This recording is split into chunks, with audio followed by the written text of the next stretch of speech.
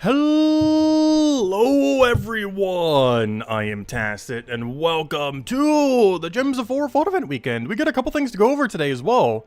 Aside from just messing around with the Vault Event Weekend and, just standard everything, we do have ourselves the version 9.0 patch notes. Do keep in mind, this update's not coming for a little while. The 9.0 update, while it is going to be coming probably next week's Tuesday, it won't actually take effect until that following Monday, aka 2 Mondays from now. So not next week's Monday, but the following Monday is technically when 9.0 actually begins. The patch will hit on Tuesday, but similar to most patches, it's basically, these days, is basically going to do nothing the second it comes out, as almost everything it does affects Underspire, and it will not affect Underspire the week that the update occurs. So all next week, you will not have the updated Underspire. However, the following week, that Monday, 2 Mondays from now, we will have version 9.0. So that's how it's going to end up going down. But anyways, let me go do all the hellos, and then we'll go over 9.0. Hello, Muru! Hello, Chad, Clipbomb, thanks for the continued support. Greatly appreciated. Hello, Tyrion! Hello, Jets! Hello, Crisp! Hello, Ron. Hello, Vanessa. Welcome. Okay, let's go into this. Let's go check out the patch notes. So I have looked at this a little bit earlier, though I haven't actually read everything on this page yet. But from what I can tell, they're mostly buffing up Underspire. So if you're someone like me who's actually been skipping Underspire, been doing pretty bare minimum or maybe up to floor 4, it's actually going to be a lot more enticing to go all the way through Underspire. Underspire is a little bit of an expensive weekly. It can take up around 1,000 gems, give or take a few hundred in either direction.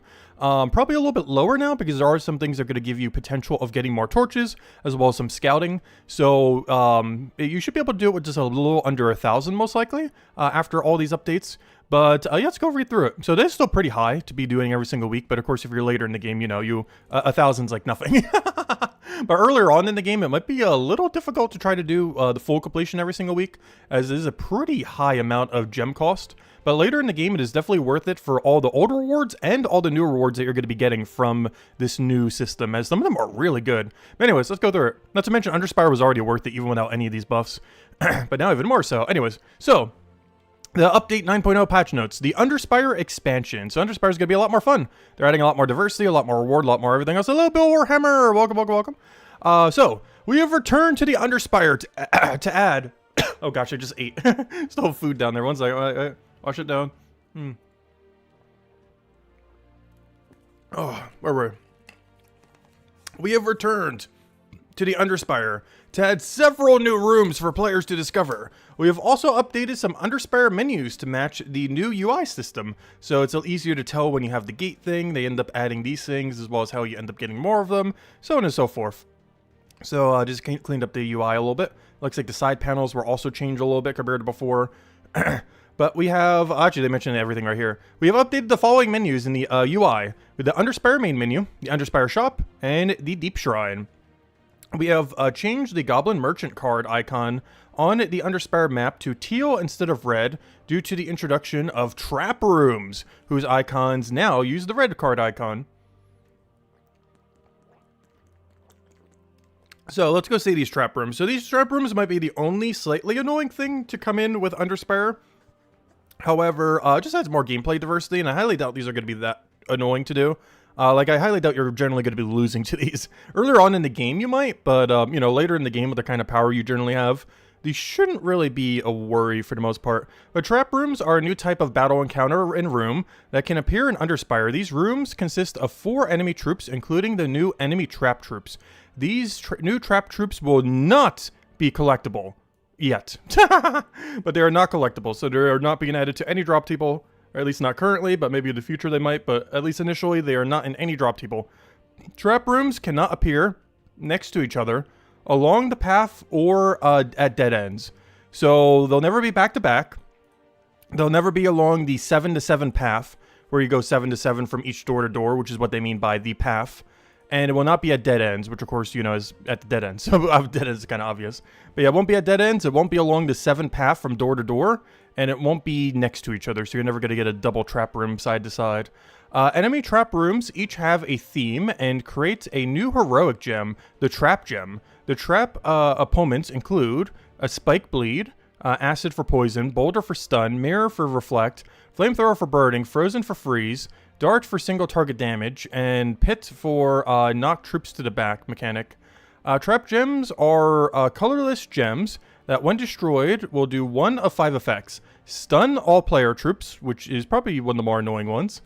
Freeze all player troops, which is also somewhat annoying with infinite loop. Entangle all player troops, which will basically do nothing. Fairy fire all player troops, which will basically do nothing as long as the enemy doesn't have absurd damage. And create 3 doom skulls, which actively just helps you. Like, that's not even a bad thing. That's actually good. So of these, only 2 of them are really bad. Stun and freeze. Like, stun all of your, stun your whole team and freeze your whole team. Everything else is pretty workaroundable. Entangle is generally not going to do much because normally you're using cast spam, not skull spam. Fairy fire is not going to do much because it only does more damage to you if they actually do damage to you, with spells specifically. So it's very unlikely that this will be too big of an issue, at least later in the game. Earlier on in the game, this could be a bit of an issue because you're going to take so much damage if you don't cleanse it off. But yeah, it shouldn't really be that much. You could always mana drain them, other things. And create 3 doom skulls is like actively helpful. That's not even a trap. The negative the negative stats effect only affects the player's team, even if the player destroyed the gem. Trap gems do not drop randomly in battles. They are only created by trap enemies and trap rooms. Oh, okay. So, well, they might have a guaranteed trait to make them per turn, though, I would assume. Like, every single turn that they're not stunned, they'll create a trap gem or something, as well as their ability probably creating trap gems. After defeating a trap room chest will appear for collection. These can contain items such as Curse Runes, that's good. Writs, that's good. Chaos Shards, that's okay. Actually, why am I forgetting? Oh yeah, Chaos Shards is the weird thing for Underspire, that's not as good. Ingots, which is awful, and more, which is hopefully good. But Curse Runes and Writs there are pretty good. So that's not too bad. Next, we have the treasure rooms, which are by far the most useful room and the main thing that's being added that is absurdly good. There's quite a few handful of things here that are nice, but this is by far the biggest one by far. Treasure rooms. Find and defeat a treasure room for the chance to be rewarded items such as Books of Deeds, Shiny Dust, and other various rewards. I assume the Book of Deeds is really rare because, wow, is that a good reward? Treasure rooms can appear anywhere in the Underspire. Up to 20 of them can appear. Keep in mind, it is up to 20. They mention a little bit lower down that it's not guaranteed to be 20. You could complete out literally every single room and maybe only get 15 or something similar. It is a bit random how many you're ultimately going to get by the end of your Underspire. I assume it's the same per person, but maybe even that's randomized. I'm not sure. But it's only up to 20, which means not guaranteed to be 20. It could be 14, could be 16, could be, some other number. But whatever it is a lot of extra reward compared to before, even if it's only 10. Next, we have a really fun one, because you don't really use lanterns to scout ahead. This is basically their mechanic for doing so, since they kind of already had the mechanic, but, most people were only using lanterns on... I think we did on the first week, we were using lanterns to scout ahead, but of course the only way you should ever be using lanterns is on treasure rooms, to be able to get double loot from them. However, because of that, they're basically adding the mechanic back through this little orb. So discovering an oracle room at a dead end will reveal a random 3x3, aka as if you use a lantern on it, just without the reward, but with the scouting capability. It will reveal a random 3x3 location somewhere within the Underspire map, showing the rooms or passages in the space. This area is viewable only and cannot be interacted with, intended to just reveal a section of the map you have yet to discover. Oracle rooms can only appear in dead-end rooms in Underspire. So yeah, this is basically like using a lantern on it, except you don't get the reward and it's completely random and you don't get to choose where it goes. So yeah, pretty nice. Since they kind of already had that mechanic, but it wasn't really being used since lanterns are only really used in dead-end rooms in order to double the loot. But now you actually get to use the mechanic, and up to 2 can end up appearing in a given Underspire. Next, we have the Trinket Room. This is pointless, but you get a few more trinkets, up to 3 of them, which if you max rolled them would be as high as 15, or as low as, if you only got 2 of them, as low as 4. These things just don't give enough to really justify ever using them, so they're just going to accumulate and do nothing. But at least it's an easy room, if nothing else, because I don't believe you actually have to do a battle on these. Every single one of these that we see here, you don't have to do a battle, so yeah, this isn't actually that bad then. As long as it's not blocking something more important. Cursed Mine is not that bad. Only one of them can end up appearing, but it's 10 to 20 cursed runes whenever you get it. This is kind of nice, since you won't have to do a battle here. Just 10 to 20 free cursed runes in order to go craft some in Soulforge. It's not a huge amount, but it's more than 0. This next one is actually really nice because it might make it so you have to spend 100 or 150 less gems on a given week. Probably about 100 less, I would say, on average. And that is, when you interact with this room, between 2 to 4 torches will be given to you. aka, between both of these, it is about the equivalence, since they're going to average about 3. And I believe they said that, oh no, only 1 can end up appearing, never mind. It's only 1 in each Underspire. I thought this one was 2. But on average, you should get about 3 torches from this, like 2.5 or so, which is almost enough to do 1 extra tier if you bought gems for torches. It's not the full amount of 5, but you know, if you only needed like 3, it kind of covers the rest of it. But it'll give you anywhere from 2 to 4 torches, as well as a small chance to give you a lantern, which of course basically costs 40 cents each if you were to get them through, you know, the shop thingy. So yeah, not bad. Either 2 to 4 torches, which would save you anywhere from 50 to 100 gems, and a lantern, which saves like 40 cents if you were to compare to buying it. Powder rooms can appear anywhere in the Underspire. No more than 1 of them can end up being found in the entirety of the Underspire. Next we have Secret Passage, another one that only 1 appears of. But if you interact with the room and opens a secret door to a new location in the Underspire, which is unlocked and ready for battle. Secret passages can only appear in dead-end rooms. No more than 1 pair of secret rooms may be found in each Underspire. So this is interesting. I wonder how much deeper a secret room can bring you. Because I highly doubt a secret room will bring you from, you know, like the third section to the 3rd section. It might be able to bring you from like 3rd to 5th or something else similar to that. I'm really curious to see exactly how this will pan out. If it actually brings you ahead, because that means you can kind of go out of order if it does, and even skip some of the lesser rewards, because that saves a lot of torches if so. Like, let's say, for example, oh no, you're in Zone 2, and Zone 3 reward, I forget what it is when you do the final battle, but it's nothing like that great. So if you found a door in Floor 2 that just skips you straight to Floor 4, you likely don't even bother finishing Floor 2 or 3. Definitely not Floor 3. Like, if it actually was to do something like that, you would literally just skip all the way over 2, go all the way over to 4, and just finish out the rest of the Underspire. Just ignore, like, 2 and 3. Unless you want it for all these other treasure rooms and everything.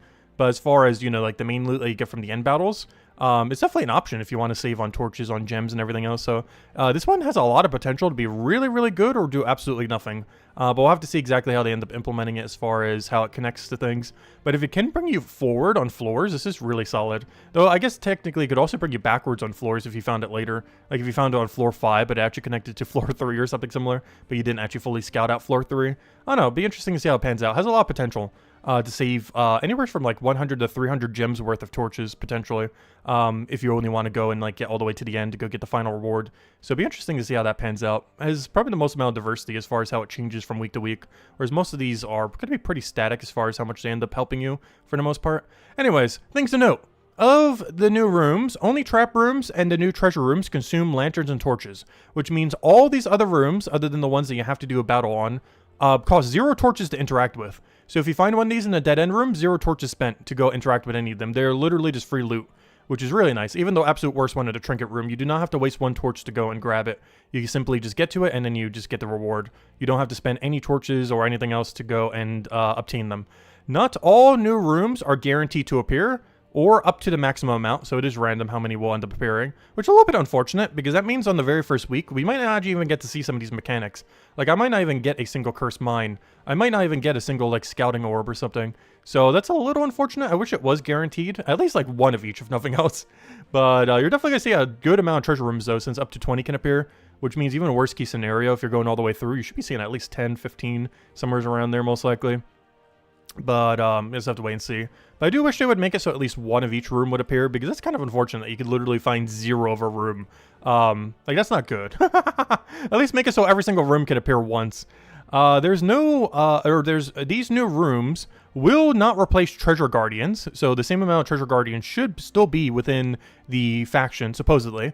They occur in addition to treasure guardians. So basically every dead end you ever find will now have loot in it. So that'll be kind of interesting, because a lot of dead ends now, of course, are just like actual dead ends that do literally nothing. But basically every dead end between these and the fact that all of the Guardian battles that are already there are not being replaced is basically every single dead end that exists will have loot now, instead of just getting absolutely nothing. Although there is still one way to get nothing. You can still get the Merchant Room. The Merchant Room is basically the equivalent of still finding nothing. But aside from Merchant Room, every dead end has something. Because Merchant Room doesn't count.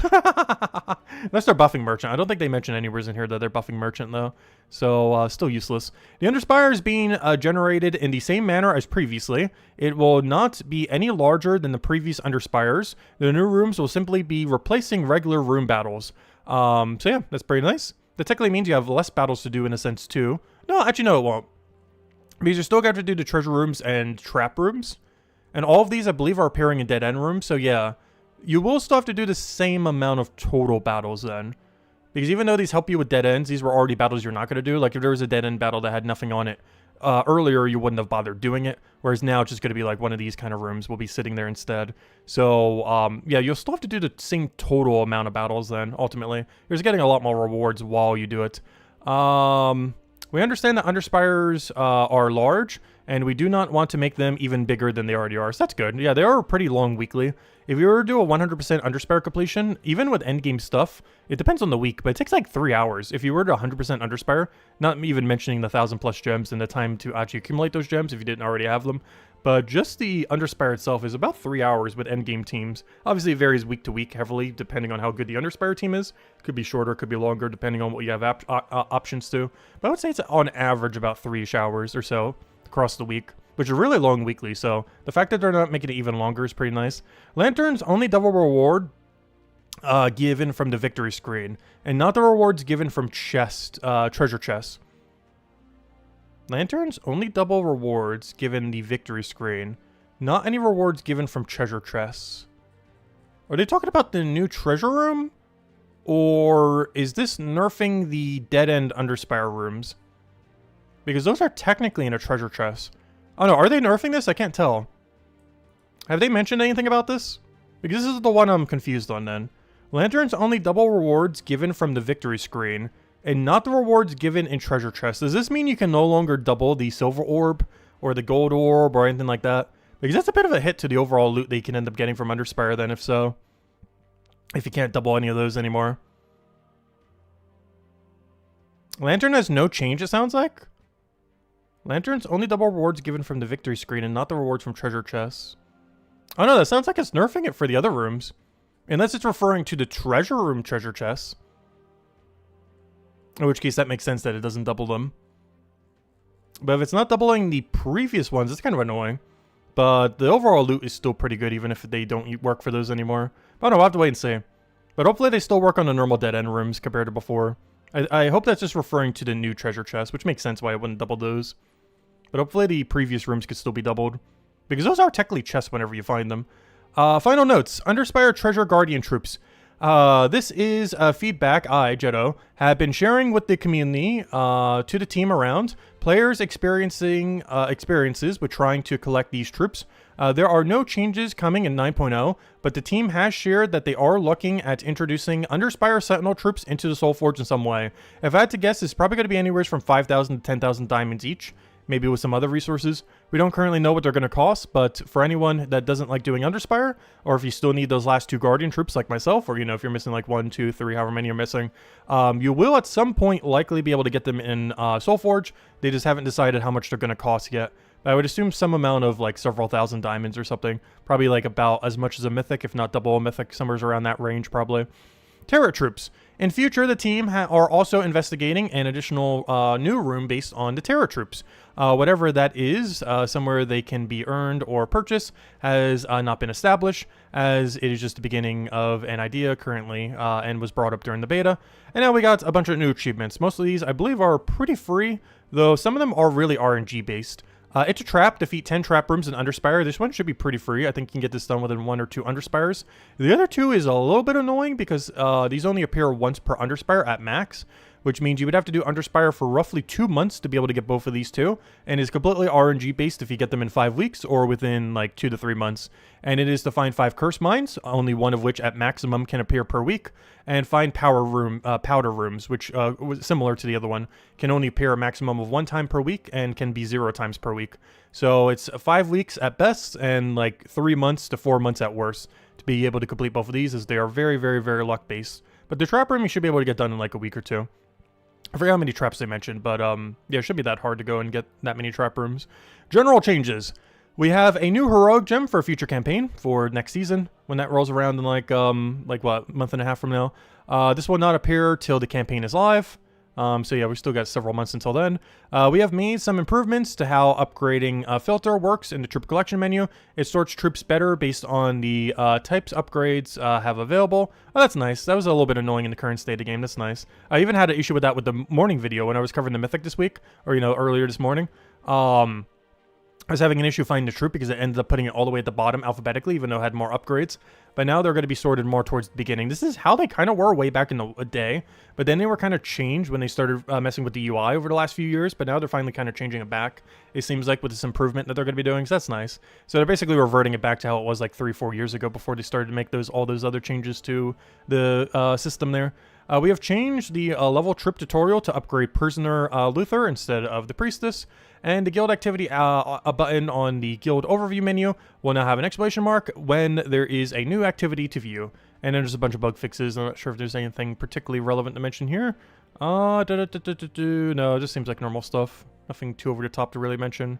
Alright, there we go. Yeah, that is the 9.0 patch notes. And that update will be hitting on Tuesday with the actual ability to partake with it being on 2 Mondays from now. Not next week's Monday, but the following Monday. So we still got a little ways to go. Like a week and a half before we can really go and interact with it. Anyways, that's everything. Hello, everyone we haven't already said hello to. Welcome, welcome, welcome. Hello, Minnie. Yes, lanterns don't double the new treasure chests. Okay, so just a new treasure chest, it still doubles the dead end rooms. Is what I'm gathering then. So when you get like a room that has, you know, the boss room on it, those will still be doubled, but the new treasure chest will not be doubled. Okay. So, where are we going? What do we need to go do? Obviously, it's Vault Weekend. I guess we'll go clear our dailies real quick that I haven't already done. And then we'll go and, let's see, we already did Dungeon. Underspire we can ignore for now. Keys, I should be at 0. Alright, we're good to go. Anything else we need? Should be fine. Okay, let's go over to PvP real quick. That's the only daily I think we haven't touched yet. Gotta do Wild Folk and whatever the other one was. I think it was somewhere down here. Yeah, Wild Folk and Monster. I already have the Wild Folk team made. Naga should be pretty easy because you can just go talk Shaka. Alright, let's go clear through these real quick. Let's go get our buff, get a little bit of magic. Do we have double buff? No, we only have single. That's fine though. Hello, Jamie. We need to start a new game to see the Prisoner Luther storyline. Do we? Is that what that was mentioning there? They keep adding a lot of stuff to new game. I feel like they have every single year for the last 5 years changed how the new player experience works. I feel like every third update just overhauls the new player experience. We almost need to go make a new account at some point just to play it for like a day or a few days. Just to kind of see it all. Because they have overhauled the new player experience so much. Obviously to try to onboard new players and then make it easier to understand and everything. I feel like the biggest issue with the tutorial system in the past, I'm not sure how it is these days because it's been so long. The game really keeps you in a tutorial for a little bit too long, I feel like. Like, you're in a tutorial for almost like an hour or two. Especially if you're playing casually and don't already know what you're doing. Like, you could easily be stuck in a tutorial for over an hour before you can interact with the game properly. Which I believe they've made changes to, but I'm not sure if they've changed it that much. It's not something I've seen in a while, but I know at one point the tutorial was way too long. Like, way, way, way too long.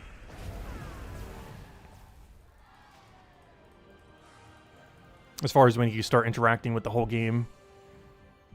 Oh, nice! Verse 3! We're already getting lucky. That's the verse we need.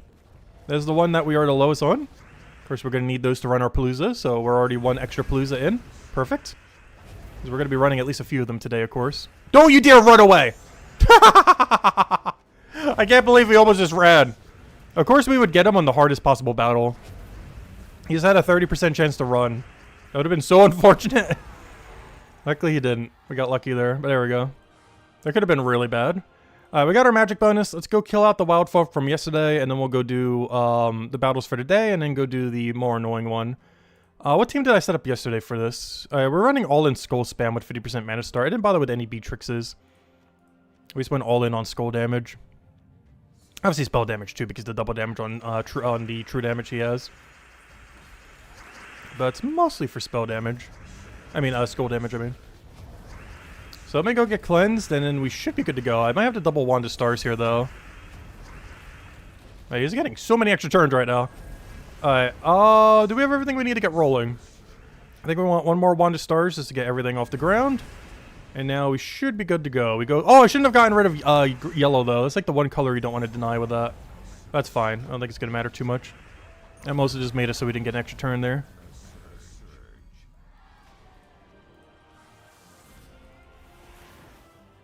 Yeah, the old tutorial system, I'm not sure how much better it is these days. But, it's a really long slog. Like, you have to go for almost an hour before you can even start interacting with the game.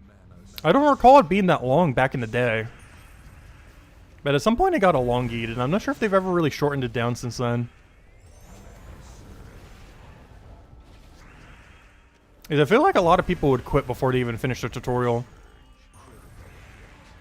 as it keeps you there for way longer than it should. I assume they've been making adjustments to it, but it's hard to tell since we haven't played a new player experience in like 5 years now. I did need to when I set up the new computer, so actually I technically played it like 2.5 years ago, back when they did one little rework to it. Because I was having an issue linking the account, so I had to get to the point where I could actually go and link it, because it didn't do it on the initial startup menu. And yeah, I had to play through for like a little under an hour before it would even let me. Before I could get into even like a normal menu that wasn't a tutorial menu. Took like almost an hour, even though we knew everything that we were doing, just mashing through everything. Not reading a single word. And it still took a little under an hour. And that was like 2.5 years ago. Not sure how many changes they made since then. I know they've made like 2 or 3 updates to it. Not sure if either of those improved it much though.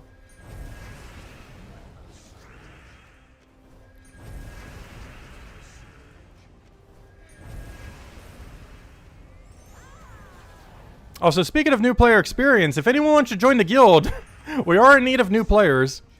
If anyone still wants to join the guild, we've been having to restructure the guild for like the 4th time now. So if anyone wants to end up joining on PC Mobile, we have like, I think like 6 spots left at the moment. Gotta get at least 4 more people in before next Guild War. So if anyone's interested on a PC Mobile guild, we got like 4 spots left at least. But in the 10 years we've had the guild, this I believe is the 4th major mass restructuring.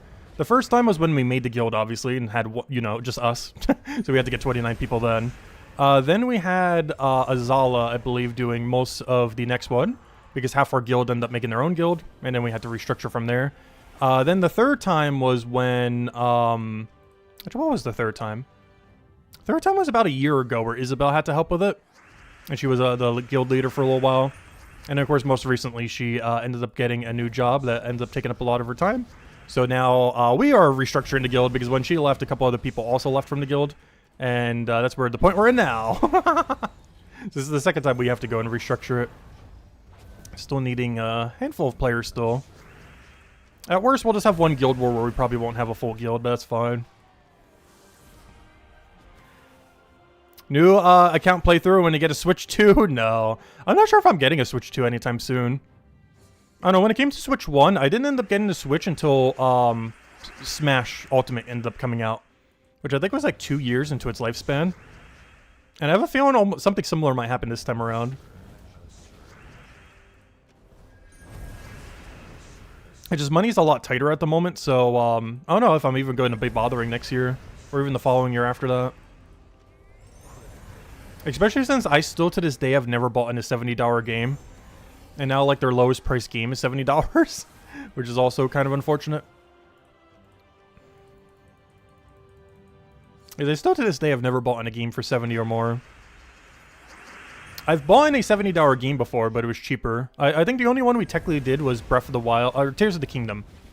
Tears of the Kingdom was technically a $70 game, but I got it for $47.50 on launch day. Because one of the bundle thingies that they had for it, where you get like 2 games for $100. But you also get some of your money back from it, so it came out to like $47.50. So that's the closest I've gotten to get a $70 game, but it was only $47.50. So it was less than even $60, even.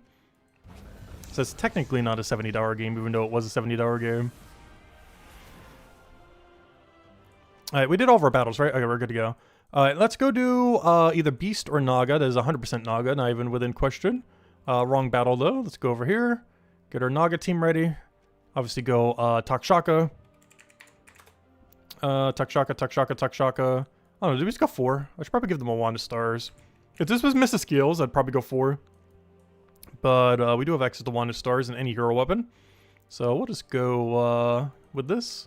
Give it like double blue. Give us a class of... no, it doesn't really matter too much. As long as it has half mana start here. Maybe Geomancer? Nice and tanky. Make sure hero doesn't die. Because we don't need Dispel with Takshaka. Normally, the main reason I run mech or something similar with Dispel is because you need it for Flower Dragon, in case they have Submerge. But Tuckchucka hits in a way that you don't need submerge, or you know, you don't need a submerge counter. So we could just run it with anything that has 50%. Sydney's doing another new account playthrough. Yeah, I haven't done it in such a long time. I haven't done it since the Switch 1 version came out, which I want to say is like 2017 or 2018. Back in the day, we used to make a new account every year. But at this point, I think it's been like 6 or 7 years since I made a new account. They're really fun for the first few weeks. I feel like the early game for Gems of War, especially when you know what you're doing, is so much fun. Because the team diversity that you get to build is so much different compared to in the main game. Because you have access to so few things, so you really have to pick and choose what you end up building around. But also, everything's not upgraded, so you also have that factor. So you can't just use like something like Thrall because it's broken, because you only have like 20, not even 20 magic. Like I'll do like 15 destroy or something. So a lot of troops interact quite a bit differently. Even something like Leprechaun he doesn't even explode all green in early game, because it doesn't have enough explodes, or he doesn't have enough magic. So a lot of troops interact quite a bit differently. It also gives boost ratios that otherwise would be kind of bad, like the Mythic that came out today. Actually kind of good, because the boost ratio would be scaled, you know, because you're fighting weak enemies with weaker stats, but the amount of benefit that you're getting is a lot more static.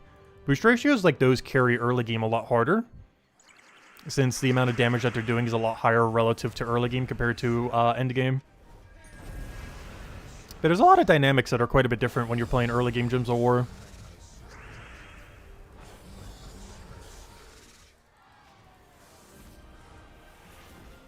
We'll definitely have to do it again at some point. Even if it's just for a week or two or something. It's pretty much a completely different game when you're playing early game. You also have to ration your resources quite a bit too. Because it's not like end game where you have like infinite everything basically. Obviously not everything like deed books and such, but you know, pretty much everything. Like infinite trade stone, infinite ingots, infinite souls, infinite gold, or pretty much infinite gold. Stuff like that. Like there's so many resources you don't ever need to worry about.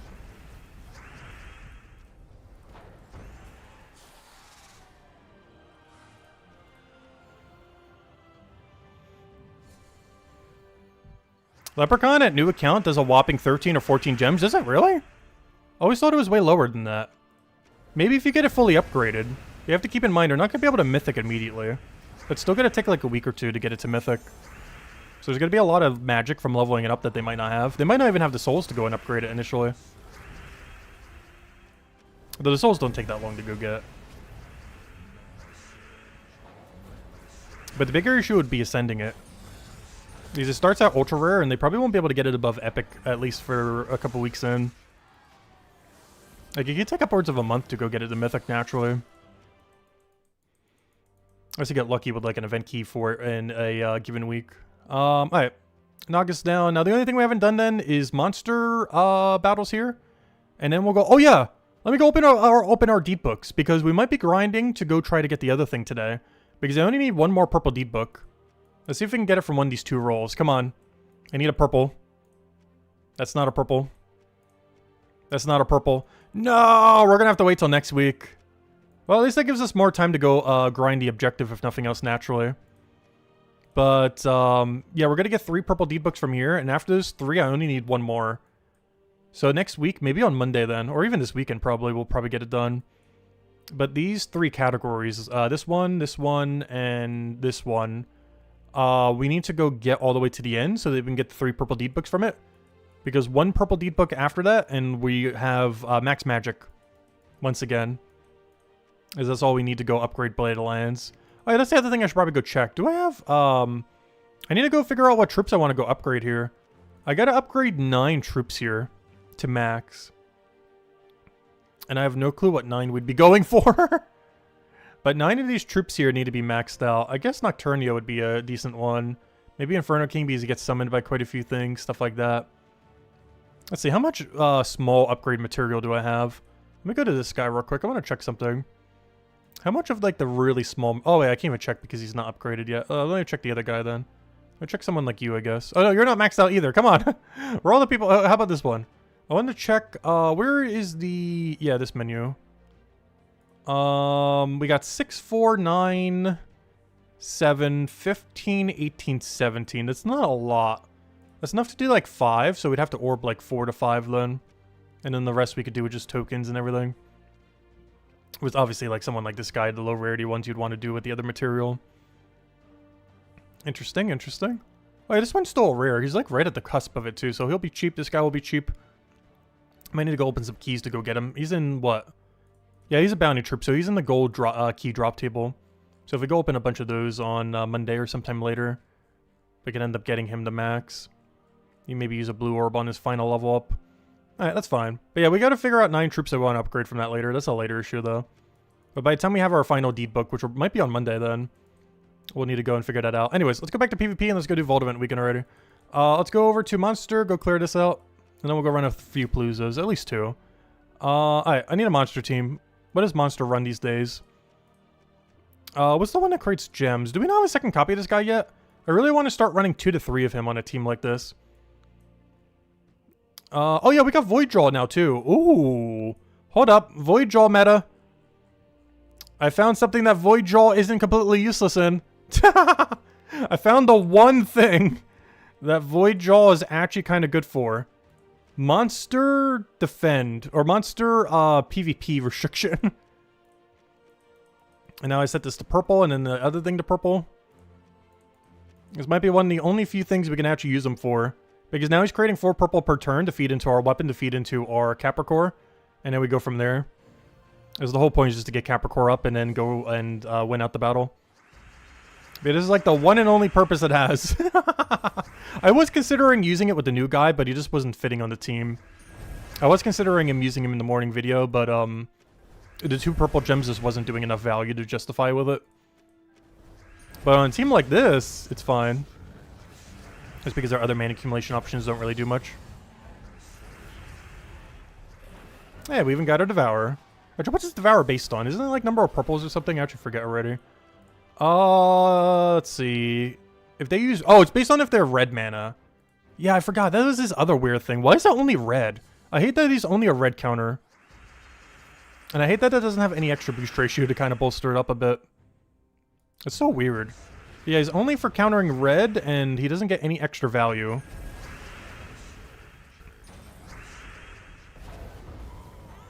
Just craft a purple book? I could. But we live this long without 2 magic. We can go a little bit longer. Because the main reason I don't want to do that is we're eventually going to need those for Imperials, so I'd rather use them on Imperials. Because the amount of purples I would need to do is like 3 Imperial deed books. And given that this is the last purple we're going to be needing, I do value like 3 Imperials more than having magic a week early. Because all writs going forward will be for Imperials, not for any kind of colored deed. I haven't been bottlenecked on Imperials yet, but we are starting to get close to the point where I am going to start getting bottlenecked on it.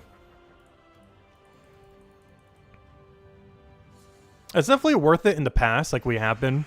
Well, we're so close to not needing purple deed books anymore that it's not really worth doing it right at the end. But yeah, next week or the following week, we will finally have max magic. After a very, very long time of not having it. Which is effectively max stats. Obviously, we won't have, like, true max stats. I don't think anyone has every kingdom max. But, max magic is basically max stats in a sense. Because it's the stat that matters by far the most out of any stat by quite a mile. There's some other ones that are decent too, like attack, but magic definitely has the highest impact out of any of them.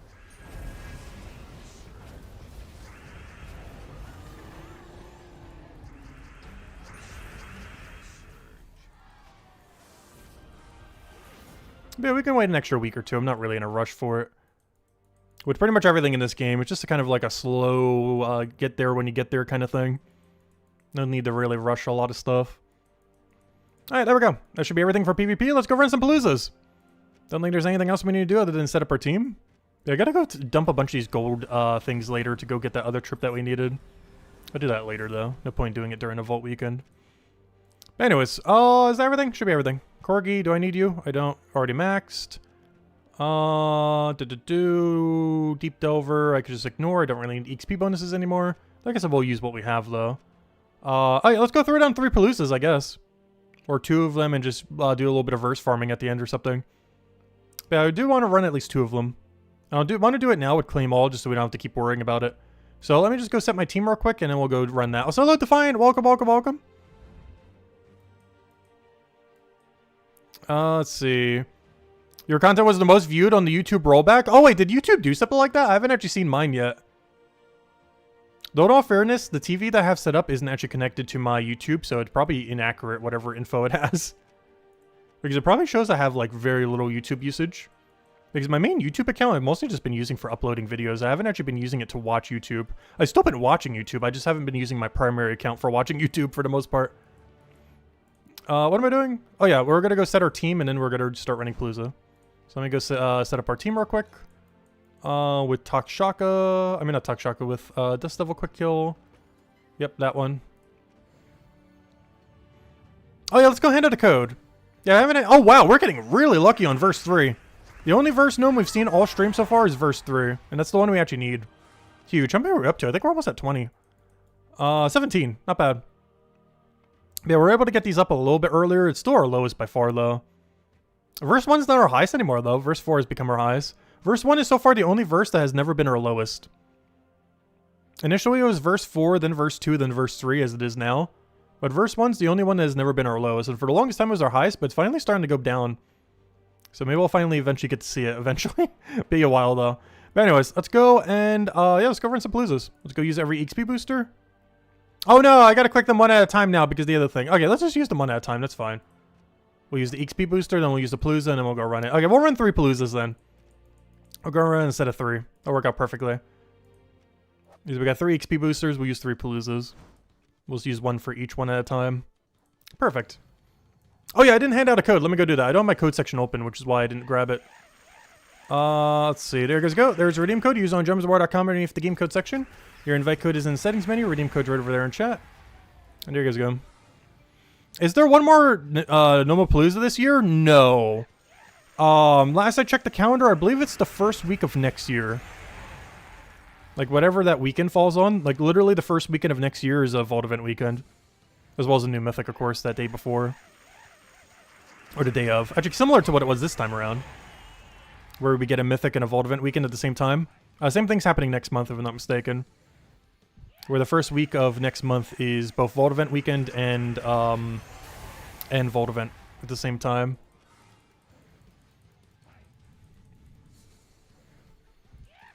Which is honestly an ideal scenario. Because if you don't have the resources to go get the new Mythic because you're a new player or just don't have them, you can get them from the Vault Event weekend. As the new Mythic just came out. So it gives you a way to viably grind for the new Mythic. Of course, there are other ways to grind for it too, but the best way is to grind a Vault Event weekend and open all your Vault keys and use those keys to go get the Mythic. Because of course you have a whole week to get the Mythic. So you basically grind the Vault Event weekend for a few days and then afterwards you open all your keys and then ideally you'd be able to go and afford the Mythic. Which is kind of the gameplay loop whenever they do it like that. Because they've been trying to align it that way quite often lately. Like trying to get Vault Event weekend and new Mythic at the same time. Just so that there's a viable way to actually grind a new Mythic.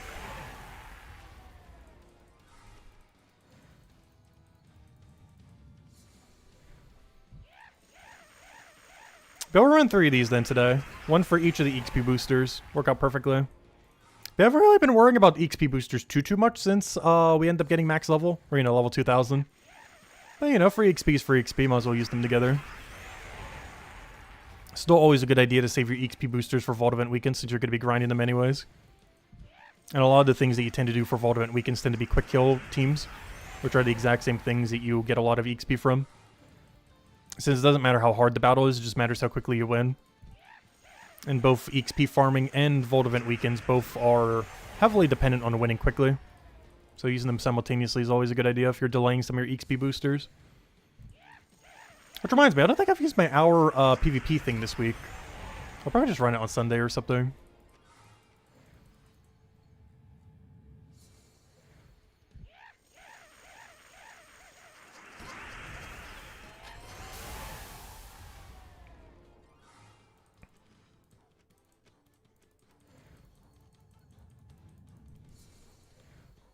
But I'm kind of looking forward to the 9.0 patch. It's kind of funny because I even mentioned in the Monday video that we're probably getting a patch soon. because they always love to do one patch in December. I'm not sure why, but the second or third week of December, they pretty much always do a patch for the entire history of the game. There's always been like approximate times where they've done updates, but none have been more consistent than the December patch. Like every year on the week, the second and third week of December is pretty much always a patch. And this time around it's the second week, with it not taking effect until the third week.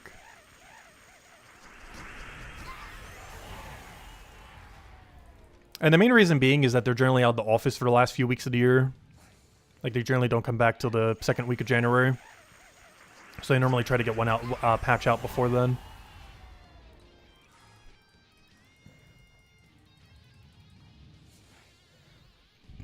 Yeah, it's also to do it for the holiday assets too, which is the other reason. Honestly, the holiday music that plays for this game is one of the most nostalgic sounds in this entire game for me personally. Because they still had that even on year one. And back then, it happened like a few weeks after the game launched. And it's definitely the most nostalgic sound in the entire game for me. The Christmas music that plays. That they'll probably have in about 2 weeks or so. Because they normally run it around the week of Christmas or so.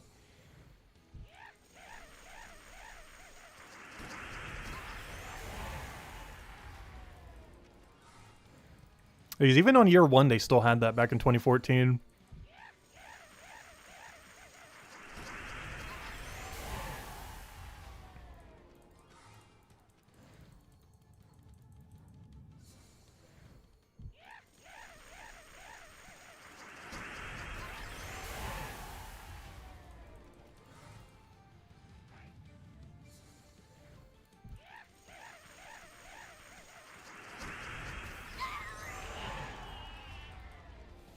Hey, level up screen. I've been seeing these too often. Put into green, I guess. Keep those numbers even. Oh, we got the Slayer objective done. Oh yeah, that's the one objective we're not going to get done that much this weekend. One of them was to get extra turns. Or, you know, by actually matching gems. And we're not going to be matching, like, any gems at all this weekend. The cast objective and killing enemies objective and stuff like that is going to be done multiple times over. But the matching for 4 times, 5 times matches is going to basically not be done at all this weekend. If anything, it'd be even less than if there wasn't a Vault Event weekend. Just because the primary Vault Event team does not ever touch the board. And even if you're using Rowan Quick Kill, you'd also get a lot less because you normally just cast Leprechaun straight into Rowan. Which has a little bit of a chance of gaining extra turn stuff from the board, but very low compared to other teams.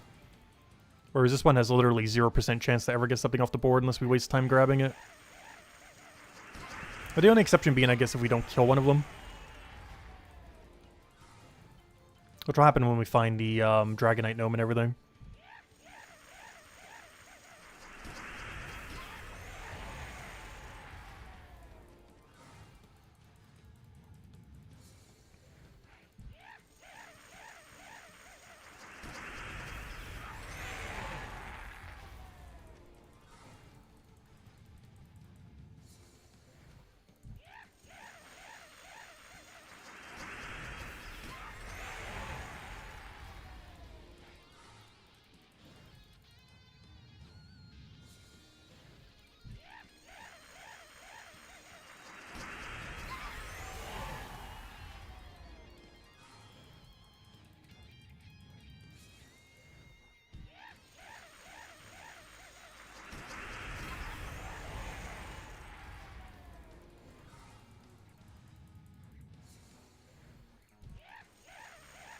Oh, speaking of special gnomes, Cursed Gnome, nice, nice. But yeah, that's basically the resource they were talking about when they said that you'll have a chance of getting 10 to 20 Curse Runes in Underspire, starting in 2 weeks from now. It's that resource right there that you would end up getting from the Cursed Gnome guy. Cursed Gnome is normally, what, 5 to 15, I believe he is? I actually forget. Not counting the reduction that you get from this game mode, or, you know, from Palooza. But the one that you'll get in Underspire is 10 to 20, which is actually higher than a normal Curse Rune Gnome. The only problem is it's not guaranteed. It's either 0 or 1, so sometimes you won't find it at all. But if you do find it, it's actually more value than a Cursed Gnome by about 5. Which is pretty good because I feel like there's not a lot of ways to naturally get curse runes. You can craft them in a few of the things like that, but very few things naturally bring them in. And speaking of other unique gnomes, we got the Dragonite gnome. Unfortunately, with no way to kill him, except that skull that just fell down. I'll take it. We're still trying to get our stack of Dragonite nice and large for whenever the next Flower Dragons come out, or, you know, the Dragonite Dragons. They're already in the files as well. I don't believe we currently know anything about them. But the Flower Dragons were also in the files for like almost a year before they even end up coming out. But there's a good chance late next year we do get another set of dragons. I believe the Flower Dragons were, what, March or April of this year? So at earliest, it's probably like May of next year we'd get the next set of dragons. But given that they're generally going to take probably longer than a year, if I had to guess, it's probably around August of next year. Like sometime in that like early spring area is probably when we'll get the next set of Dragonite dragons. No official date though. But they could be as early as a few months from now. Or as late next year.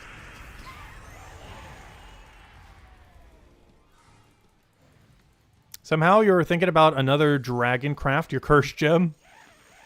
Have another Dragonite gnome. It's unfortunate that they give such a diminishing amount in this game mode. And we're only going to get like 3 here. Yep, exactly 3. Exactly 3. Hey, it's more than 0. It adds up. Just in this Palooza alone, we've already gotten like 6 or 7 Dragonite. And each Dragonite costs about 5 gems if you were to get it from the merchant or from the daily. So every Dragonite we get basically saves 5 gems. But of course, the other way to get Dragonite is just to farm a bunch of gems and just convert them at a 5-to-1 ratio into Dragonite. Wow, third one. We're getting so many Dragonite gnomes this time. On average, you should only see like 1 or 2 per Palooza. This is already our 3rd one. He might run away, though. No, he ran away! Well, we only got 2, I guess, technically. And of course, he made like the most annoying one possible as well. Oh, so I took it for a 3 there, just so I'd have enough to be able to cast. If you're wondering why I didn't take the extra turn. Is because taking it that way would guarantee give us full mana. Or not guarantee, but the other way would guarantee not give us full mana. That's unfortunate. 3rd one got away. That's the only bad thing about this team. Is ever since they've ended up adding Dragonite Gnome, they deliberately made it so this team can't one-shot it. That's the one thing that this team is really bad against. Is it can't kill the Dragonite Gnome in 1 damage cycle. Rowan team and other teams still can. But this one cannot. And did that deliberately just to nerf this team without directly nerfing the team, which makes sense because this team is so broken. But it's the closest they've ever gotten to actually nerfing this team was making Dragonite Gnome deliberately survive the hit.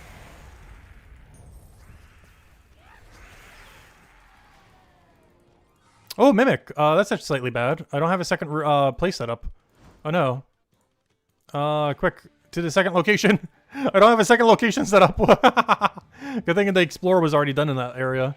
Apparently we got 3 minutes left in the Palooza. I completely forgot to go set up the backup location in case we get a Mimic.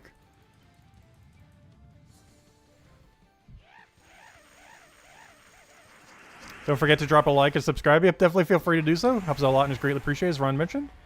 He wants a wrench?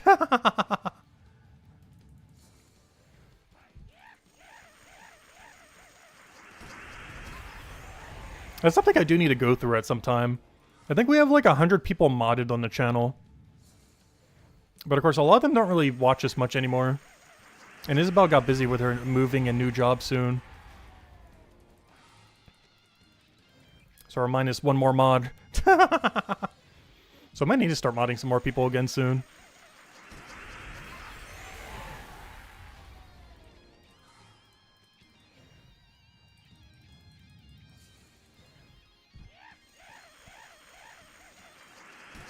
Though honestly, bots have been behaving pretty well lately. I'm not sure what YouTube has done with their system lately. But I've actually seen a very, very, very low amount of bots. It could be because we're such a small channel that they don't even bother anymore. But I haven't seen a bot in like a solid 2 years now. Or at least none that have been like super, super annoying like in the past. Like you'll see like an ever so occasional one pop through. Normally in YouTube comment section. But it's like a few times a year at this point. Whereas at one point it was happening multiple times per stream. Like regardless of what we streamed.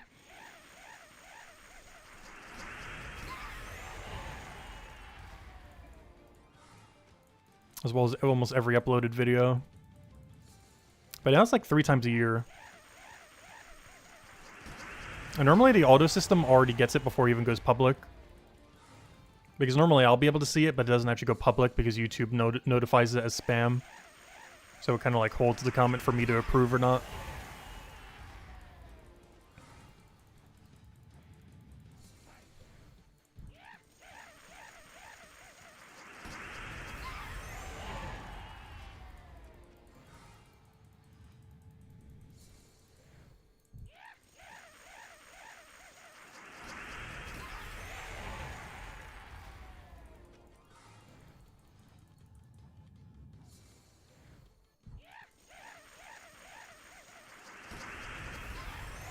But honestly, I feel like YouTube in the past has made a lot of bad changes, but honestly, a lot of the changes I've been making recently have been pretty decent.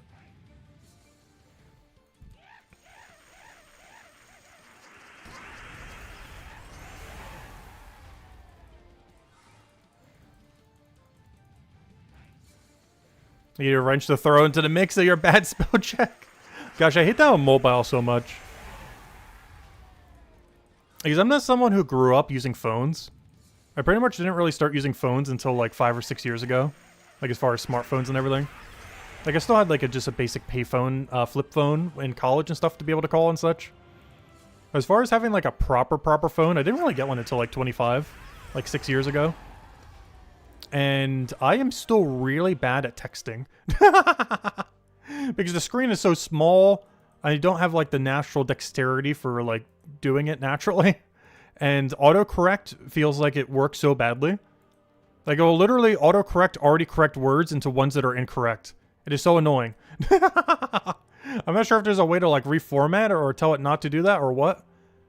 But sometimes I'll write a word that is completely correct and used correctly in a sentence, and it'll still try to replace it with a different word. It makes no sense.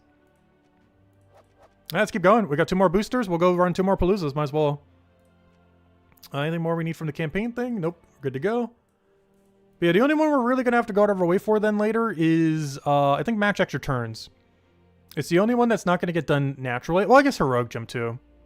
Alright, so 2 of the 3 that we need are not going to get done. This one's going to get done automatically because killing enemies is going to be done, you know, during the Vault weekend. But the other 2 we need for the Purple Deed books next week or whenever we get there. Yeah, those will not get done during a Vault event weekend. As we're not going to be taking extra turns off the board. And we won't have any way of getting Heroic Gems. Heroic Gems are really easy to cheese though. Both of these are.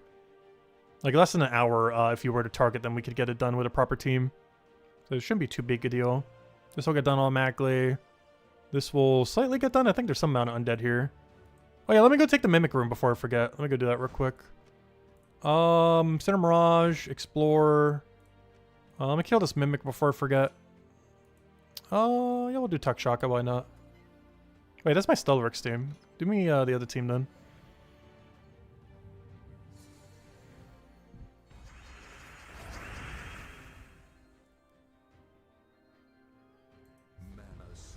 You think that it has a members only stream that I kept it away? Yeah, I've never clicked that button yet.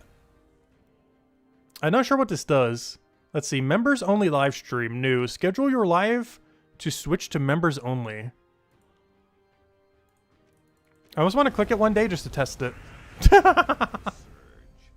What does that even do to the VOD of the stream? Like if you streamed for an hour normally and then 10 minutes of members only. Does the VOD still have the first hour for everyone, and then at the end, it just has like a 10-minute just stream ending? What does that even look like? I've never bothered messing with it, and I haven't seen any channel that has yet. Maybe I'll test it this stream just for the sake of it. Right at the end.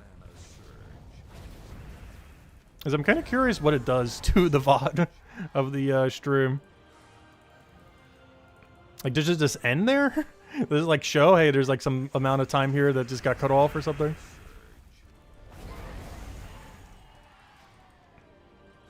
Oh, an angel, nice. Oh, I only needed to do one.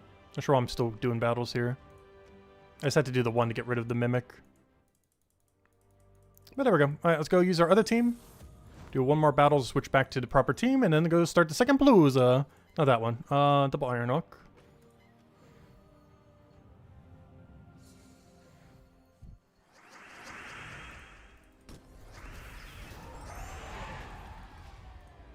Alright, let's go start up the second set, and then we'll run one more after that.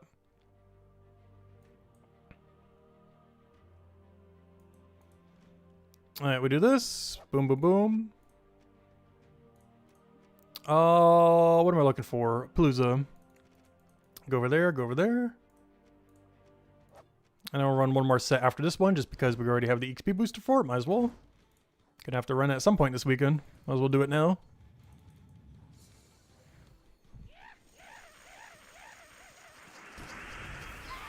So we'll do about half an hour of Paloozas then. And then maybe I'll go test the thing all the way at the end of the stream for like a minute. Just for the sake of it. Because that button's been there for a couple weeks now. I would never really need to use it though. I just kind of want to see what it does though. I'm more curious to see what it does to the VOD after the fact. Like if I check it on a different platform where I'm not logged in. Because I'm curious if the video just ends or if it just shows, hey, this is like members content now. Is this kind of weird if you could divide a stream into like multiple sections and literally paywall off a section?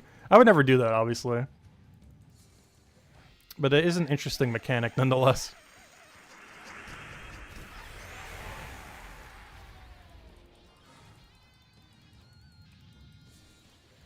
Because I would never paywall anything on this channel.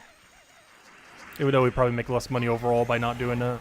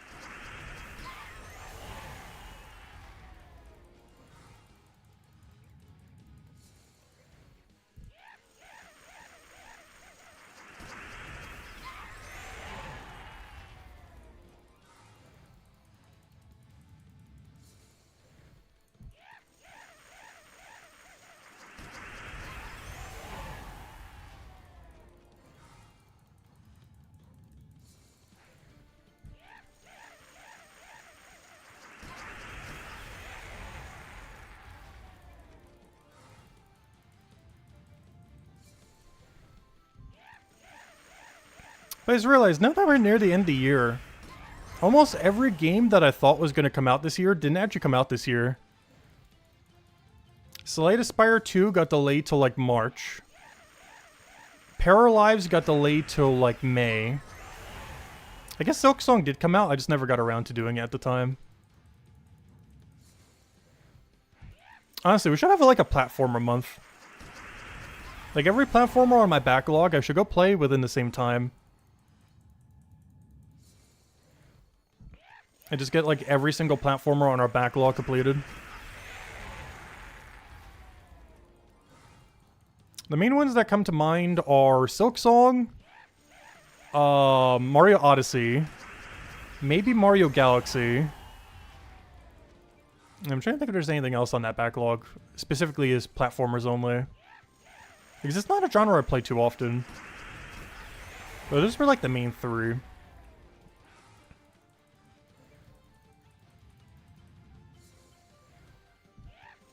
Yeah, Silksong's probably really hard. I only ever got normal ending on the other Silksong. And killing one of the secret bosses. That was decently challenging. My biggest issue is I'm really bad when it comes to navigating a game like that. Like, I don't mind content within it being hard. I'm just really bad at figuring out where I have to go sometimes and get, like, absurdly lost.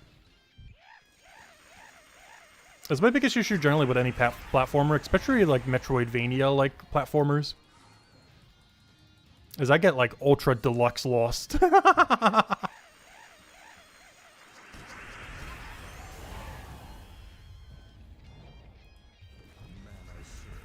It's an issue I generally have with pretty much any open world game as well. So I generally don't like open world games. I need structure and obvious things to go for. I'm not as big of a fan just walking around aimlessly and just trying to find objectives that way.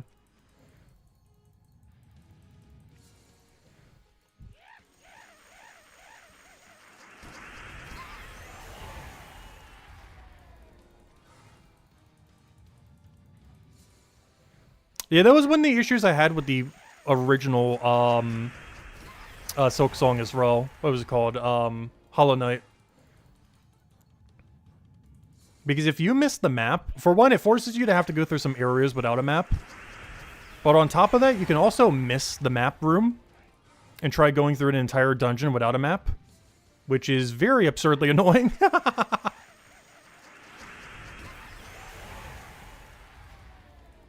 Even with a map, it's already annoying to get through. But without it, you can't even tell where you have been.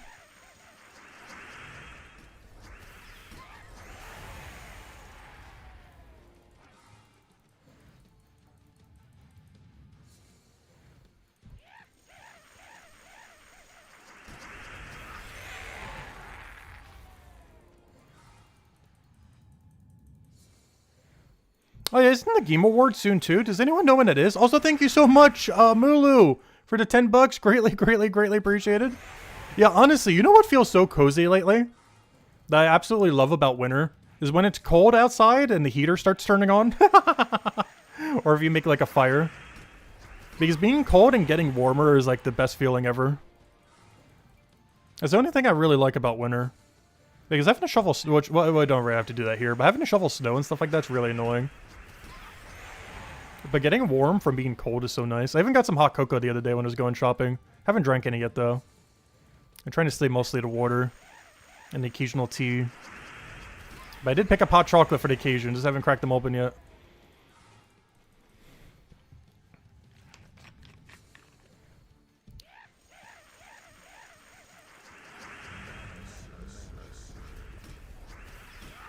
Oh. The devs need to fix some of the coloring in this game. It's hard to tell yellow deeds from brown. They've tried doing some colorblind stuff in the past, but they haven't really done much for it for helping with coloration. There's actually one thing they did pretty early, which was kind of nice for the gems, is all of them have different symbols on it.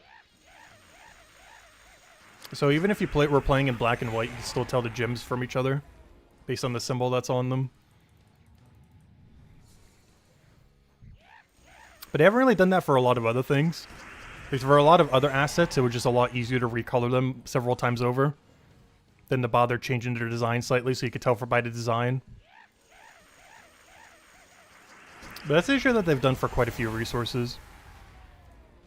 Or instead of them making them look unique like the gems, they just recolored them like several times over instead, without actually changing their design any.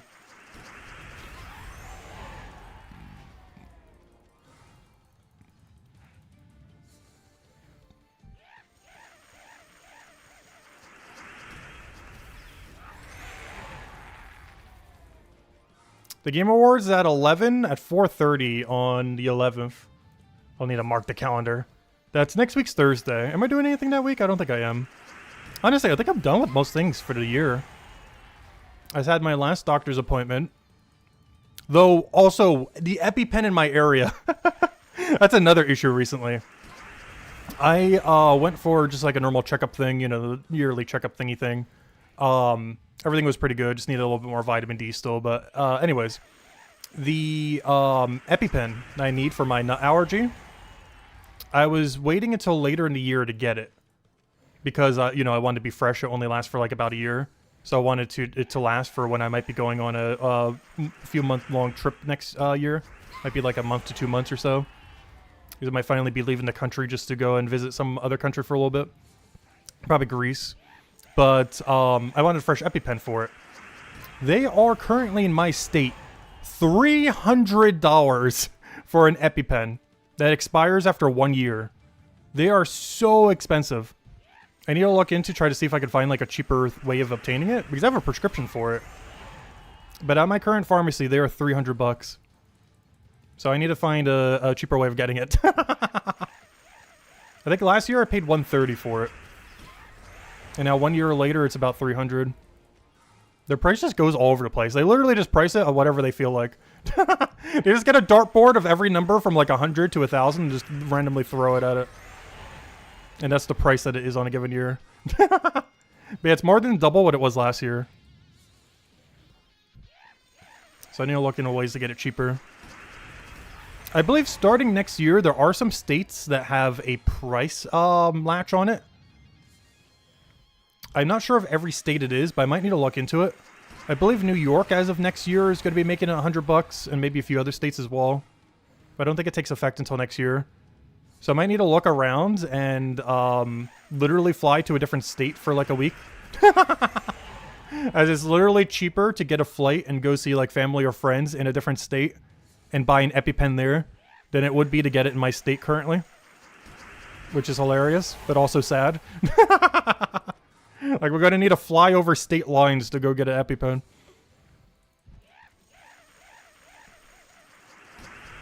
So I also go to try to see if I can try to get one cheaper nearby. I'm not sure if it will be though. Because generally they're priced per state, not per pharmacy necessarily.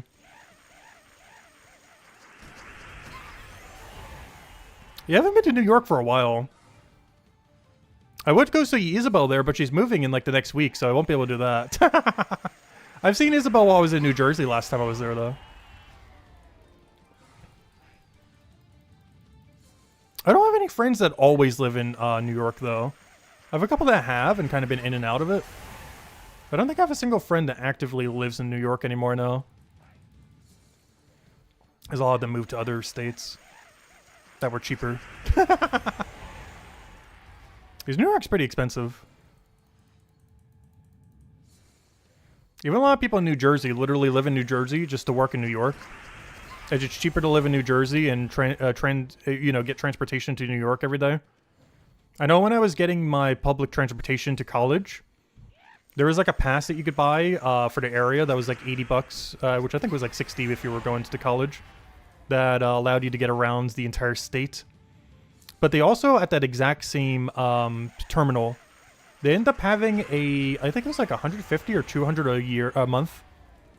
But it allowed you to transport to New York every single day for like, it was somewhere like from 120 to 200. I don't remember the amount. But it gave you unlimited for an entire month to get to New York. And a lot of people would literally do that. Just take the transportation to New Jersey to the terminal that brought you to New York. And then just have a job in New York that pays more while having the lower cost of living of New Jersey. Not that New Jersey is a low cost of living, but it's lower than New York. It's not low, but comparatively lower.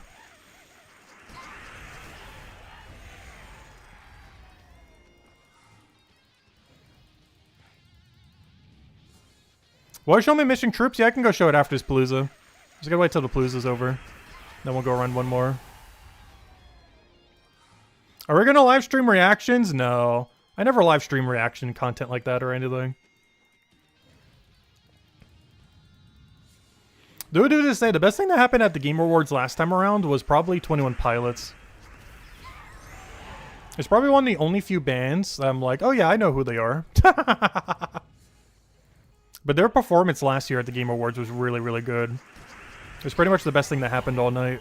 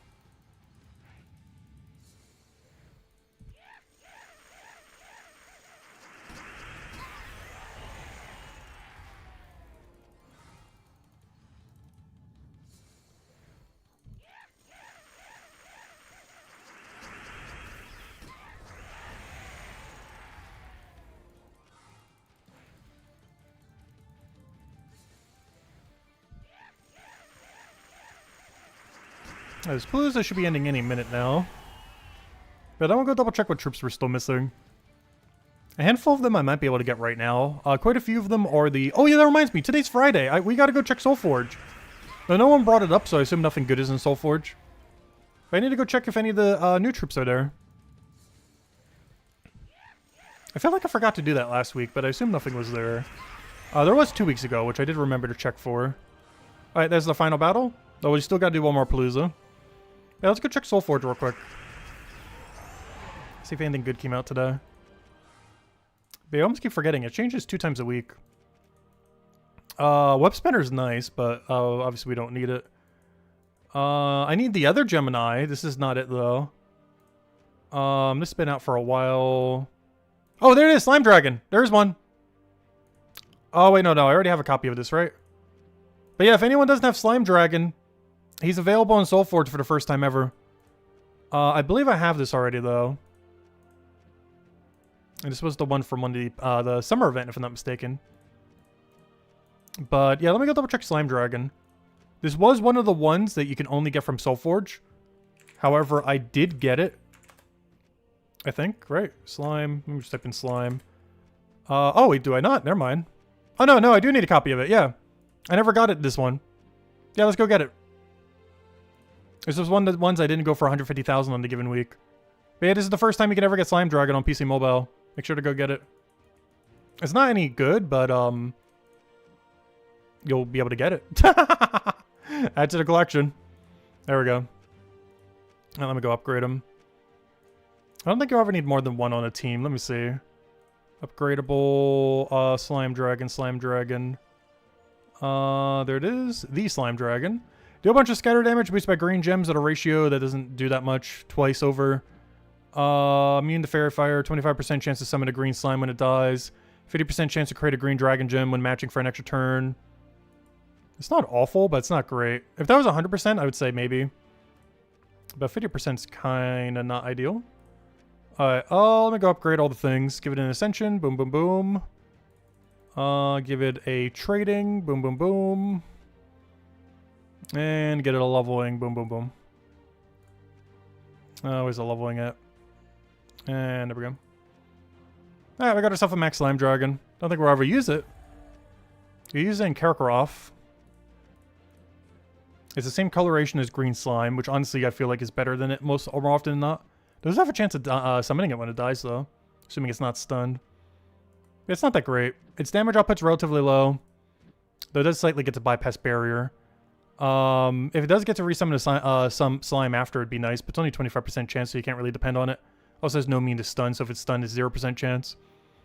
And given that this isn't 100% chance to... Basically, everything on him would be good if it was 100%. If he had a 100% chance to summon green slime and a 100% chance to create a green dragon gem, every time he took an extra turn, he would actually be usable. But both of these being a percent chance is the main thing making them pretty much never be used. Like, in a perfect scenario, if this worked every time and this worked every time, he'd be fine. But if he gets stunned, he does neither. And he already has percent chance, so even on top of that, he's also potentially doing neither, if you get unlucky enough. Yeah, don't forget to get him on PC Mobile, then. Let's go run one last set. Oh, it tells you how many you have on the bottom? I didn't even notice that. Thank you. I didn't even notice that on that page there. Soulforge, Palooza. Alright, let's go run our final thingy. Where is it? Other. Get one more Palooza in there for tonight. And, of course, right back to the normal location. So I already have the correct team. Good to go. Wait, is this the second time Slime Dragon's been available? Oh, was it available the other week and I missed it? I may have. Because I normally try to pay attention to the mythics, not the legends. So I might have skipped over it. Because I just assume I have all the legends. But there actually were a few that I didn't bother getting. That being one of them. Because it is always worth converting your silver marks into the legend whenever you have 150,000 PvP points.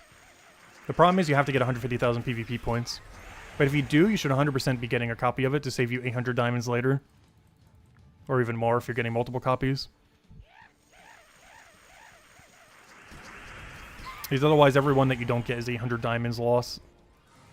Which for me doesn't matter as much because we have like infinite diamonds, but definitely matters as you're progressing through the game. As 800 diamonds adds up a lot.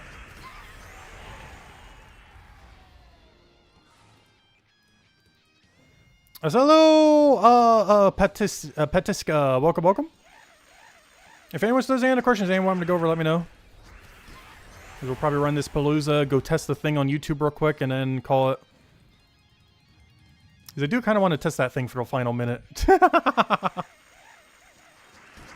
Because I'm hoping it'll stop YouTube from flashing it. Because right now, you can't really see it on the screen. But it's showing a big number over it. And I'm hoping that if I do it once, it'll stop telling me to go use it. Because it's showing a big flashy number with like a new next to it. Can you guys see the new? No, you can't even see the new. It says new right there as well. It's also blocked off. But yeah, I'm hoping that if I do it once, it'll stop trying to flash it at me, being like, hey, it's here.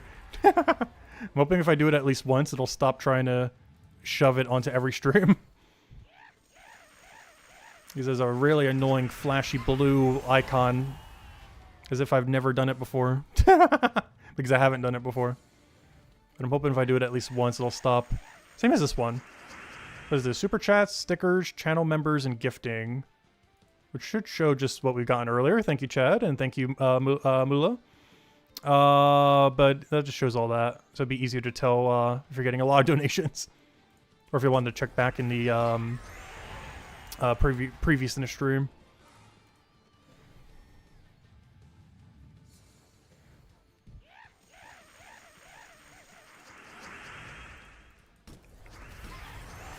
You don't have any big plans for Christmas. We did a lot for Thanksgiving this year.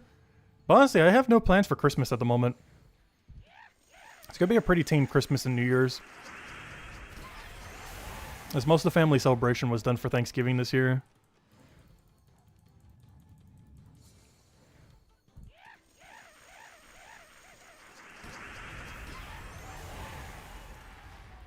But yeah, that's another thing I still need to check too. I'm not sure what my healthcare situation is going to be like for next year. I still haven't renewed it yet. There's a chance I might just go with no healthcare next year. For the first time in a very long time. But depending on how much it is. Because obviously I don't get it for free or something similar from work or anything.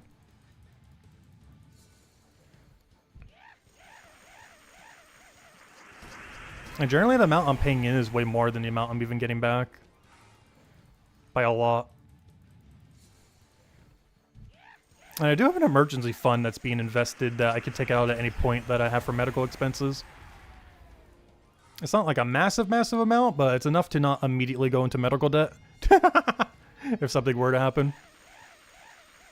I just have it in a small thing that makes a few % each year just so I can still make some money from it.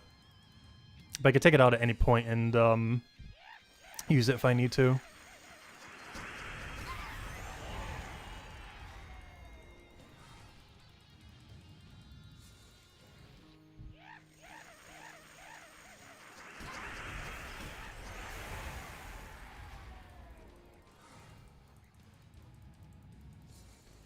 But it's something I have a feeling America is not going to be situating anytime soon. Because so many things medical-wise are just so absurdly expensive. It's kind of crazy. And how much it varies from state to state is also kind of crazy. Like the EpiPen I was talking about earlier. Like there's some states where an EpiPen is like $100 or slightly cheaper. Yet my state is like $300 or so, give or take a little bit in either direction.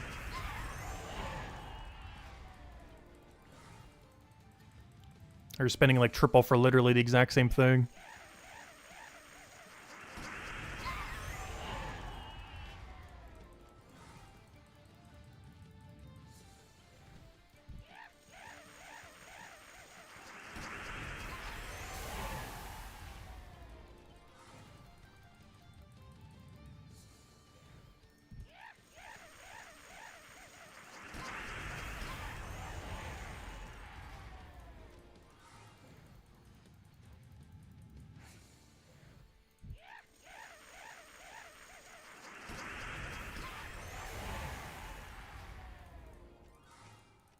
I need to go check once we finish out this Palooza to see what our final stacks are, because we started at some very obvious numbers.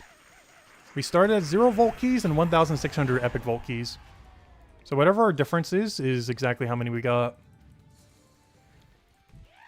I've been trying to do that for most Vault Event weekends, so it's easier to tell Just so we don't have to keep tracking every single palooza we do. That way we can just look at the number and tell within seconds what the number is. It's just a lot more convenient that way.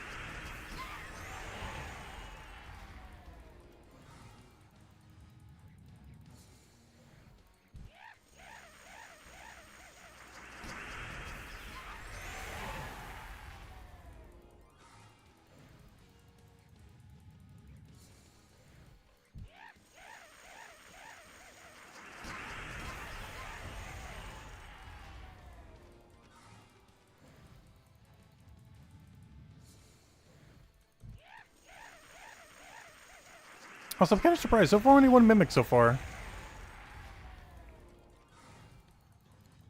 Though I guess that does... actually, that's not too surprising, given the Explore 1. That would be if we were doing Explore 12 the whole time. Because you actually do cycle to chest way, way, way less in Explore 1.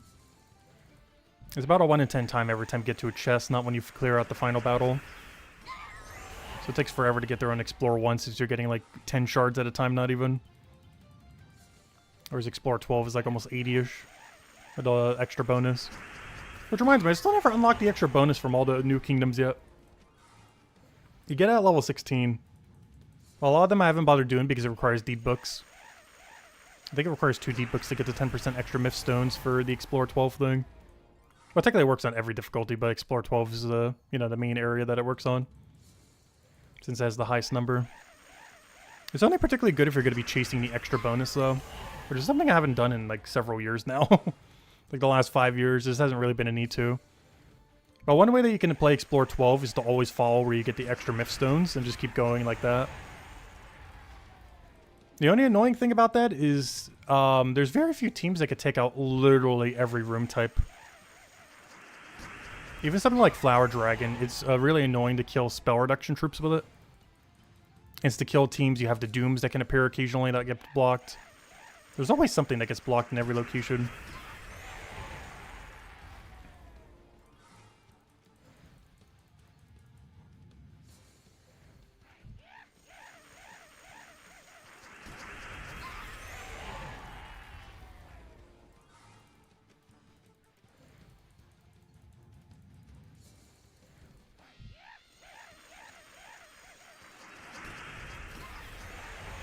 Oh, New Jersey has it for cheaper too? Because that could be another strat. Though I don't have a written out prescription is the only problem. Because I got it sent to my pharmacy thing. Not sure if I can contact them and get one sent over or something. Or if I could just go to their office. Have time to visit Dad, I know, right?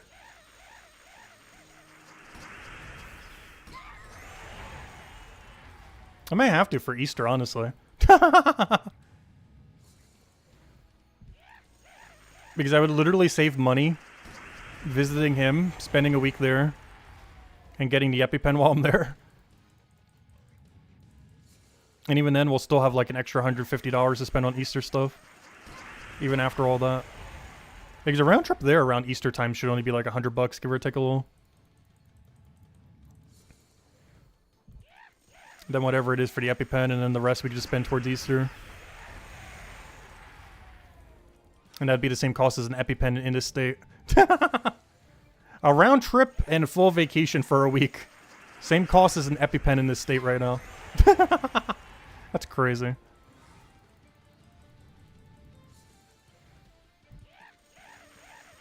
But I might need to see him for Easter then.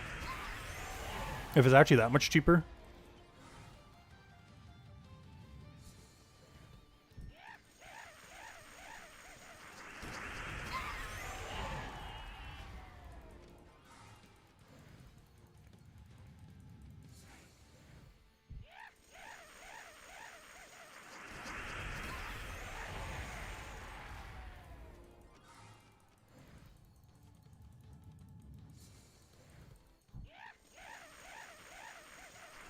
That does remind me, I need to go renew my passport. Hello, Tyrion! Vault Hype? Yep. We're on our third Palooza right now, though the final one to stream at the moment. Isn't there cheaper pen alternatives? It's definitely something I could look into. I've never actually used any of the generic ones yet. But I believe a lot of the generic ones still cost quite a bit. Like 100 to 150. But they would be cheaper than in my state for getting the normal brand. I know, I've never needed to use any of them, so I'm not sure how good they are. These, I haven't needed an EpiPen since I was like 5 or 6 years old. You just get one every single year, just in case. So technically, I've bought in 25 years worth of EpiPens and never needing them for any of those years. But of course, it's more of a just-in-case item than anything. Which means across my lifespan right now, since I've last needed an EpiPen, I've spent over probably $4,000 to $5,000 on EpiPens that were never used ever. Just because I have an allergy.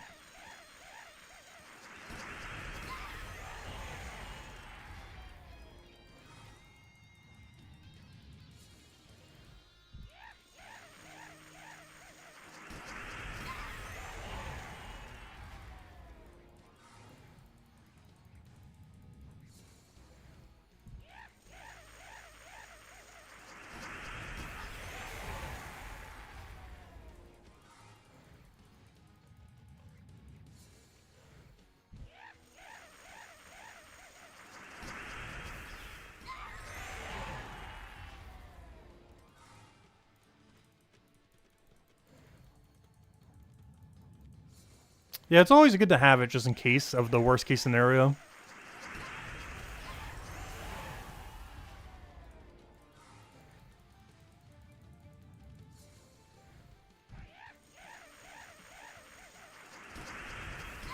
Luckily, the last time I had an allergy was in the 1st grade. And the nurse was literally like the next room next to the place, so I was able to get there pretty quickly. Because I didn't actually have an EpiPen on me back then. But the nurse's office was literally the room next to the class I was currently in. Like, it was a class, and it was like a hallway or a bathroom in between or whatever it was. Like some kind of, I think it was like a janitor's closet or something. And then literally the next door was the nurse's door. So I got pretty lucky that day. Because obviously they had an EpiPen on file or whatever you'd call it in the area.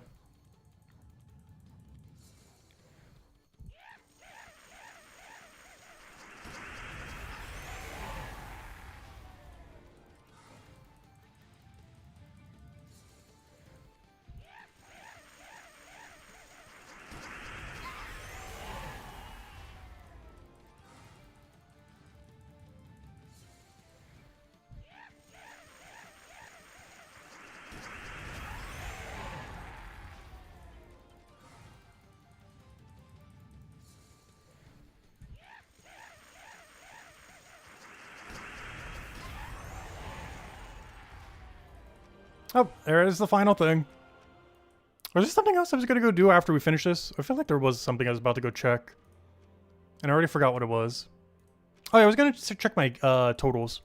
So we have 18 vault keys to add to whatever this number is. So we have exactly 100 on the dot. Because I have 18 from Pity and 82 from actually collecting them. Nice, so we have 100 vault keys so far and 9 epic vault keys. Technically 1609. But, yeah, it's pretty good. That means we got 3 per Palooza on average, which is above average. And wow, we did really good on vault keys then. That means we got like 27 per Palooza. Plus Pity. Wow, we did absurdly good on vault keys today. We were at like 27.3 when we should be at about 22. Like normally on average is about 20 vault keys, 2 epic vault keys. Today we got 27 vault keys and 3 epic vault keys per. which is like 50% better than normal. That's actually a lot of extra.